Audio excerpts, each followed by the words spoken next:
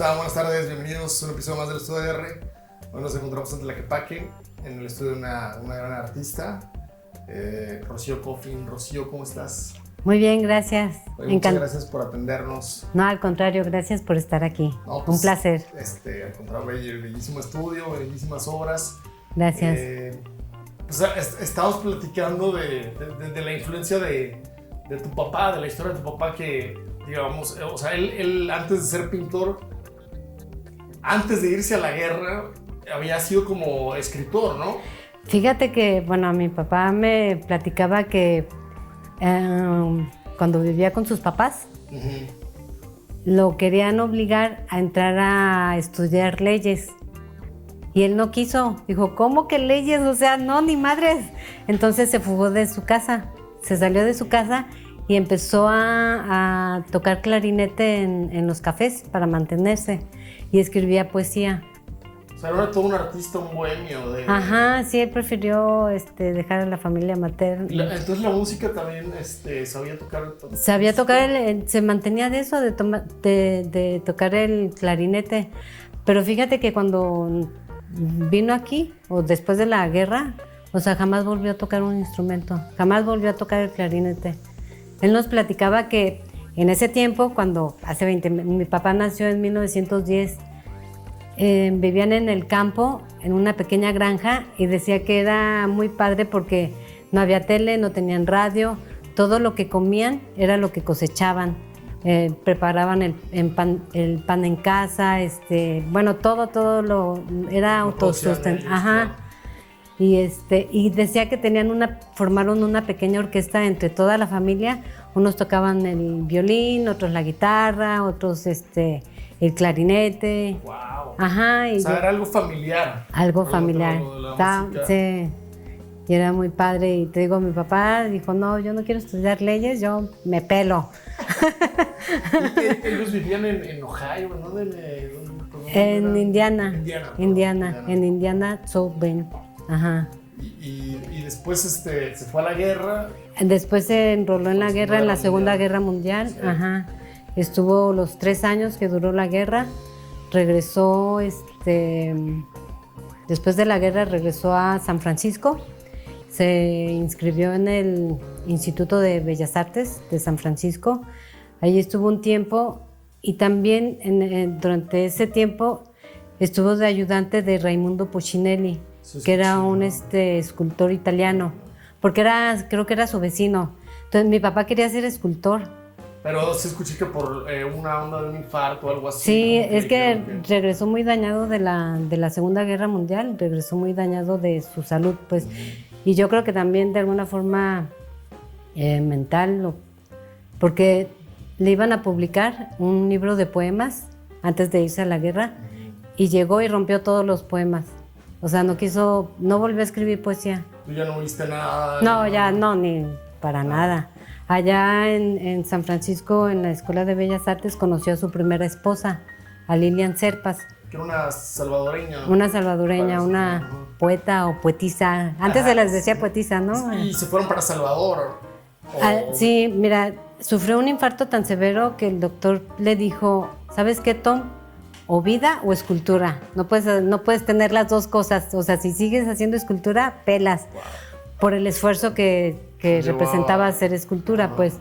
Entonces, mi papá pues dejó de trabajar la escultura y también le sugirió el doctor, ¿por qué no te vas a otro país, a otro lugar otro clima, que te haga olvidar lo de la guerra y todo eso, ¿no? Entonces se fueron a El Salvador. Ella era de una familia de lana. Pudiente. Ajá, pudiente. Y una gran poeta, por cierto. Creo que fue un parteaguas entre la poesía, no me acuerdo si contemporánea o moderna ahí en El Salvador. Sí. Y mi papá tuvo la oportunidad de vivir una vida muy holgada, muy burguesa, y no quiso.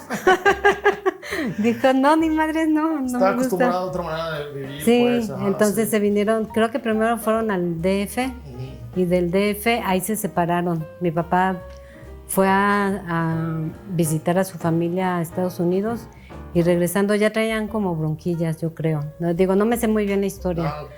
Pero hablábamos de tu papá porque estamos en el estudio del que Sí. había sido el estudio también de Tomás Aquí Coffin, pintaba, que sí. había sido pintor, fue pintor en cuanto llegó para acá, para que él ya pintaba. Ya Fíjate que él, sí, ya pintaba allá en San Francisco. Pidió una beca para estudiar aquí en lo que antes era Bellas Artes, que estaba la escuela en lo que es ahora el Museo Regional. Sí. Ahí estaba la escuela de arte, que creo que el director era José Guadalupe Zuno. Ajá. Y ahí empezó a estudiar. Y fíjate, hasta hace poco supe que fue el primer alumno que se graduó de pintura. Y se graduó con 10, más 10, más 10. O sea, súper chidísimo. Perfecto, ajá. Y fue el primero. ¿Y cómo fue la relación de tú con tu papá, digamos, en cuestión de la pintura? A lo que he visto, nada que ver, ¿no? Tú pintas totalmente Nada algo que ajeno ver. a lo que él pintaba, A lo que él ¿no? pintaba, sí, Sí. se me hace bien loco eso, pero se me hace padre. Sí. Pues para mí fue una gran influencia porque mi papá era muy disciplinado. Mi papá, que yo recuerde, no todos los días pintaba, todos los días así, ya cuando se jubiló, a las 9 de la mañana ya estaba aquí pintando. ¿Pintaba al óleo como tú? Óleo y acrílico. Óleo y acrílico, sí, Aquí tenía estaba inclinado su caballete, aquí tenía su mesa de pinturas y todo ese rollo. Aquí tenía ya su estéreo. Siempre pintaba con música Música clásica. Música jazz, clásica, jazz, de repente saeta, la saeta española, ajá, algo de música hindú, pero su fuerte era la música clásica. Ajá. Y a ti también te terminó gustando por esta Sí. añadidura, yo creo. No, pues sí, ya por default. Ajá. Y en el otro cuarto ahí pintaba acrílico. Ajá. Pintaba 2 cuadros a la vez, o a veces 3. Porque los dejaba descansar hasta 2 o 3 semanas, los volteaba, no los pelaba y ya otra vez los retomaba. Sí, los dejaba respirar, como decimos, pues, ¿no? Que te satura también un cuadro y Ajá. no sabes qué hacer nada, entonces...